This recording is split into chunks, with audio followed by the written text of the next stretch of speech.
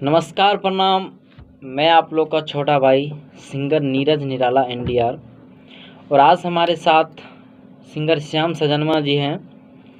और मैं आप लोग को एक सूचना देना चाहता हूं कि अपना ही सोनबरसा राज्य में जय मां चंडिका डिजिटल रिकॉर्डिंग स्टूडियो राजा सोनबरसा, जो कि गौशाला रोड में है, रानी सती मंदिर के बगल में, और अच्छी से अच्छी क्वालिटी में प्रचार बनाया जाता है यहाँ पे, और कम बजट में अच्छा काम होता है।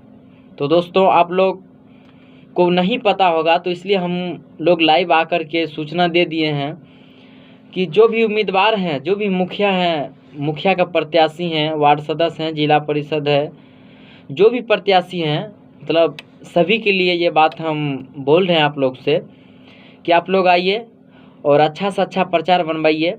और ज़्यादा दूर नहीं है, अब आप लोग को अपना ही सोनबरसा राज्य में गौशाला रोड रानी सती मंदिर के बगल में जय मां चंडिका डिजिटल रिकॉर्डिंग स्टूडियो तब खुला है। तो आप लोग आइए और प्रचार बनवाइए, अच्छी से अच्छी क्वालिटी में बनवाइए, कम बजट में।